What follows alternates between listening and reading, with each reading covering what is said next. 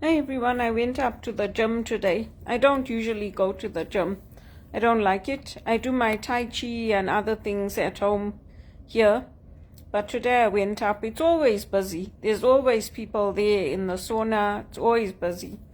So anyway, I just went out and I did 20 minutes walking because I haven't been out because of it's been extremely cold. The cold's been like -30, -12, and it's slippery out there. Otherwise, I don't let the snow stop me. But I decided, let me just go and use the gym. And I walk fast. I was surprised my heart doesn't go up that quickly. But I walk fast. I put the machine quite high. And so I did 20 minutes and I did some strength training.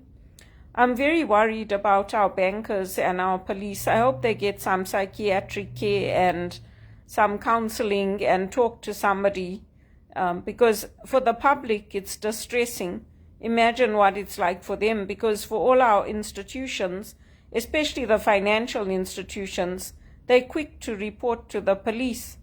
So I hope for their sakes they actually talk to somebody and get some support in place, because I was the last one who needed some support in place, and I worry about them, especially the executives that I worked for and supported. I think it's very strange that everybody is so obsessed with knowing where I am and where I'm going and what I'm doing, because I'm a perfectly normal person. And I hope the government puts some supports in place for us, because many of us can't pay our rent, we can't afford groceries, and I mean the part-time jobs always disappear in January, so that's normal. We have to expect that, because usually what they do is they hire in October for the Christmas season, and then they terminate those employment contracts on December 24th. They always say they're going to keep you till after Christmas, but normally they don't. And when you first go through it, like you go through it 2 or 3 times, it's like a shock. But after that, it's like, you know what, that's how you guys are. You always make false promises, and that's the way the society works here. So for me, because I know I've dealt with some of the best police and I've dealt with some of the worst, I'm sad for our Toronto police force, because they are good and they do take things seriously. And I know even when I used to post for them that they need to have better security for our Prime Minister and, things downtown, because there were a lot of Muslim protests, and there were a lot of protests where he went to, where he was being stoned and all that. And they do take it seriously and they do try to help, but I think it's distressing, probably not just for me, but for everybody, because for those of us who went through discrimination, not only in Africa, but here as well, that the police probably know, but there's probably nothing they can do. Because if people won't tell the truth, what are they going to do? So even here, like the security guards and all that, they all work with the police. So, it's very, very sad. That's what I can say, because you grow up with it in Zimbabwe and South Africa, or what was Rhodesia, and then you come here, and when I came, things were not like this. I was not being tracked and followed all over the place. People were not obsessed with me.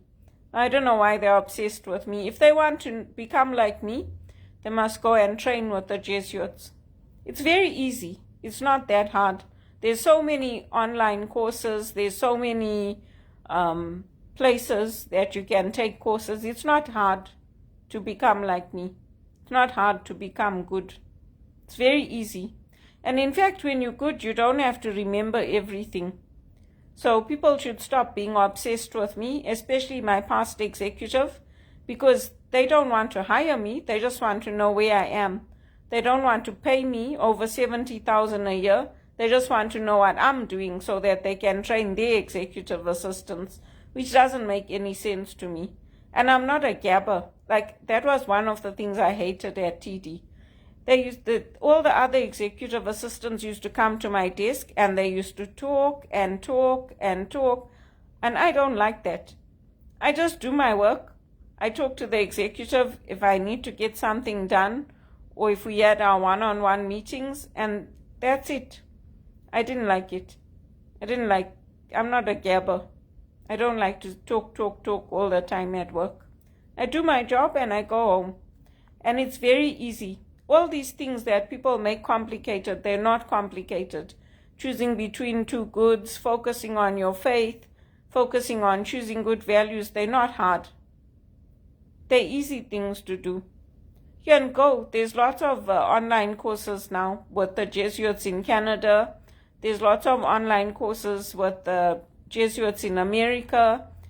It's very easy to do it, and they don't stop people anymore. I had to go through such a rigorous process with the sisters and the priests and everybody before they took me into the programs. It's not like that anymore because everybody thinks they can do everything. So go through it, because by the end of it, you probably won't want to do it anyway. It takes a lot of discipline, it takes a lot of creativity, and at the end of the day, it's not for everybody. But do it, because I'm tired of people being obsessed with me and wanting to know where I'm going, what I'm doing, what I'm watching. Well, first thing you want to do, listen to Elvis every day. Listen to Elvis Presley for at least 10 minutes every day. That's the first thing. And not any music, gospel music. You have to listen to all his gospel music first. Then you have to think about, what did this guy do? He actually challenged all the systems that were in place, all the racist systems, by that music. Because he went and he sang it in the global south. But today people will say, what an idiot. No, what's wrong with him? He knows what the laws are. He knows what you're not supposed to do that. Well, what is wrong with this guy?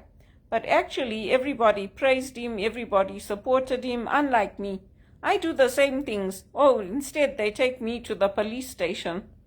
So I don't have the right support. If I did, I would be in a good paid job earning over $70,000 a year.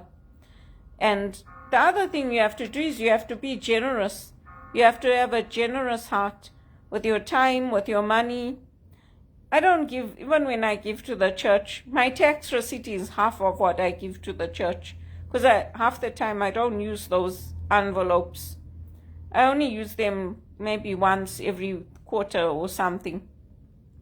So you have to be generous. You have to go and volunteer. Go and help people. Don't sit in your house the whole day. Go out and volunteer. Feed the homeless. Clothe the naked. Go visit in the hospitals. Be generous with your time. And then you have to pray. You have to wake up in the morning and say, God, thank you. You gave me a new day to live. Every day. Every day when you wake up, you have to say thank you to God. And every day you have to say thank you for your blessings. And every day you have to say, God, how else can I help you? What do you want me to do for you today? And then you have to keep up all your designations. Whatever you study, whatever you do, you have to keep it up, and you have to keep taking courses. And you have to also worry about your family. You can't just worry about yourself. And you have to send them messages saying, I'm very worried about you. Then they know that you're worried. Me, I never worry. But now, because they keep telling me they're worried about me, I have to also send them messages saying, I'm worried about you. See, that's how it works. Because in my faith, you don't worry, you just pray. But now I learned from them that you have to also say, I'm worried about you, because that's how they want you to show compassion. So you must do that for your parents and your siblings and everybody. And if they're far away and you hear about, there's a flood or there's some disaster, you have to message them and say, I saw this thing on the news. Are you guys okay?